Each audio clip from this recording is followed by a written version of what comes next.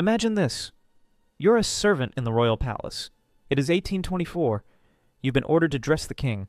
Easy job? No. It's a daily dance with decay. The chamber reeks before you even enter. It's a mix of sweat-soaked silk, rotting meat, and old urine. And at the center of it all lies Ferdinand VII. His body is a battlefield. His skin peels in pinkish ribbons clinging to the lace of his nightshirt. His feet are blackened from gout and covered in pus-filled ulcers. He refuses medical care unless it comes with flattery. Massage my royal legs, he tells you. You try not to vomit as your fingers squish into the diseased flesh. He smiles. There are rumors that Ferdinand believed himself divine. And why not? No one was allowed to look him in the eyes. Even priests had to bow to his pus. He bathed rarely, in tepid water infused with vinegar, garlic, and dead flowers. The result? A smell that could raise the dead and send them running. His breath? A weapon. His teeth? Yellow, crooked, and used mostly for gnashing at servants he disliked. One woman fainted from the odor alone.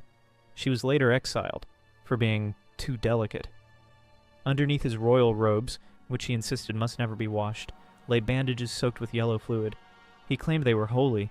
Doctors claimed it was necrosis. At night, rats were seen crawling near his bedchamber. No one dared remove them. They keep me company, he whispered. Better than ministers. You dress him in perfume-laced velvet that fails to hide the stench. He farts, loudly, laughs. A gift from God, he declares. And somehow all of Spain bows, not because they respect him, because they don't want to end up like the last servant who pinched his leg wrong and was found with a fork in his throat. Welcome to the body of Ferdinand VII, a temple of sickness, a shrine to suffering, a royal corpse that kept breathing out of sheer spite. Now imagine this. You're not a servant anymore, you're his wife. It's your wedding night. The palace smells like roses, incense, and burning wax. Musicians play soft mandolins. Courtiers cheer with trembling glasses. But when the doors close behind you, the music dies. Ferdinand VII waits in a velvet robe. Open. His body is slick with sweat, powder, and God knows what else. His fingers are swollen like sausages, his teeth wet with anticipation. He believes this is love. You believe it's a sentence. He's had 4 wives. One died from tuberculosis. One died from exhaustion. One died trying to give birth to the heir he so desperately wanted. And the baby didn't survive either. They say Ferdinand's obsession with heirs bordered on madness. Every time a queen got pregnant, he demanded reports on her womb. He refused doctors who told him the truth, and paid charlatans to whisper that the baby would be a boy. When no heir came, he blamed the woman, publicly, cruelly. He called one a dried-up orchard. Another? A goat with no milk. Then he'd lock himself in his chambers and cry, or scream. Sometimes both. But the bed, that was his throne of control. He treated sex like politics, violent, humiliating, and full of lies. His wives had to fake pleasure or risk his rage. One tried to refuse him once. She was found 2 days later, bruised, silent, and sick from the air, they claimed. She was 17. The sheets were rarely changed. Bloodstains dried beside perfume. Rats chewed through the mattress straw.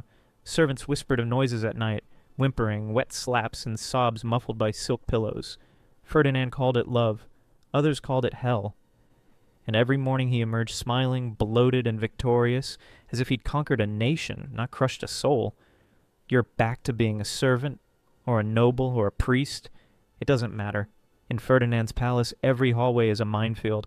Every whisper could be your last. Ferdinand VII didn't rule with wisdom, he ruled with tremors. He reinstalled the Inquisition, not out of faith, but fun. He loved the smell of fear, the sweat that bloomed on brows, the silence before the screams. Prisons filled fast, not with criminals, with thinkers, poets, priests who blinked wrong. He had one man flogged for calling him mortal. Another was locked in a wine barrel and rolled down palace steps. And in court? Oh, the theater. If you laughed too loudly, you were mocking him. If you didn't laugh at all, you were plotting. If you coughed, he'd stop speaking, glare, and accuse you of conspiracy. There was a noblewoman, old, blind, half senile, who mistakenly called him Philip. He forced her to eat alone in the palace gardens, in winter, for a month. His guards weren't soldiers. They were shadows with daggers. They dragged people away in the night, and the palace staff was ordered to not notice. Sometimes he'd walk the halls barefoot, covered in oil, whispering, "They want my throne, but they can't have my soul." Other times he'd sit in total silence for hours, just staring at the fireplace. One maid swore he spoke to the flames. And the food? He believed everyone was trying to poison him, so he made servants taste every bite, then wait 5 minutes before he'd eat. One cook vomited. Ferdinand had him whipped and fed to the dogs. Literally. The toilets of the palace overflowed. No one dared fix them. Why? Because Ferdinand once beat an engineer with his own blueprints for talking like a philosopher. The palace stank. The walls bled mold. The people obeyed. Because disobedience didn't mean prison, it meant vanishing.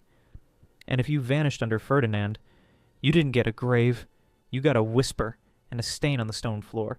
In the end, even monsters break. Ferdinand VII's body began collapsing faster than his empire. The ulcers on his legs turned black. His tongue swelled. His skin thinned until it tore like old paper. He shrieked at mirrors, claiming they were spying portals. He demanded they be covered, even at night. Imagine it. You're the doctor summoned to his bed. The air is thick, like breathing through a boiled rag soaked in vinegar and bile. Ferdinand lies there, bloated, oozing, yet still barking orders. His eyes dart like rats in a trap. His breath smells of old meat and rotting teeth. He can't move one side of his face. He drools. He whispers nonsense. They're coming for my bones. His final days were a nightmare parade. He believed death could be bargained with, demanded gold crosses to be placed on every corner of the room, yet insisted the windows remain sealed. No air, no light, just sweat and rot. His fourth wife, Maria Christina, was barely 20 when he died. She dressed his wounds, brushed his brittle hair, pretended not to gag when his toenails fell off. She stayed, not for love, for survival. On his last night, Ferdinand wept, not for forgiveness, but because he couldn't stand. He tried to crawl to the window and shout, "I am eternal!" He collapsed in his own waste. When he finally died, the room sighed. The staff cried. Not for grief, but relief. But the horror wasn't over. They embalmed him. Poorly. The body swelled. Burped gases, blackened in places. His nose collapsed. Yet still they dressed him in royal robes, paraded him before the people like a saint. Perfume was sprayed every 5 minutes. It didn't help. They buried him with medals, sashes, and a lock of Maria's hair. But legend says the rats got there first. Even dead, he terrified. They say his tomb leaks. That visitors smell vinegar and copper. That no birds sing near it. And if you press your ear to the stone, some say you can hear laughter. Wet, rotten, and royal. So here lies the king. Not a statue in shining armor, not a hero, not even a villain worth hating. Just a sack of skin, stitched with lies, soaked in perfume and denial. Ferdinand VII ruled not with wisdom nor cruelty, but with a festering kind of rot, the kind that seeps through silks and settles deep in the bones of a kingdom. You were never meant to admire him. You were meant to smell him. Imagine a crown that rusts with each lie told to keep it polished. Imagine a throne that groans, not from the weight of power, but from the reek of the man who sits on it. He didn't just stain Spain, he seeped into its walls. He banned thought. He feared a light. He feared women, doctors, and ideas. But most of all, he feared being forgotten. And so, in his twisted way, he made sure you wouldn't. You'll remember the swollen feet, the unwashed sheets, the perfume masking the corpse. You'll remember the sobbing wives, the tortured servants, the echo of his wheezing laughter from behind velvet drapes. He died bloated, alone, and unloved. And somehow, he still won. Because we're talking about him. Because centuries later, the tale still sticks like grease under your nails. Because there's something about a king who ruled like a dying god, half mad, half rotten, that whispers to something primal in all of us. Not admiration, but awe. That someone so foul could be so feared, so worshipped, so royal. You came looking for a legend. You found a ghost wrapped in silk, gnawing at his own people and grinning through yellow teeth. Ferdinand VII, the king who made horror a ritual, the monarch who crowned his decay. And in the end, he didn't rot alone. He took a piece of Spain with him, and buried it in the walls.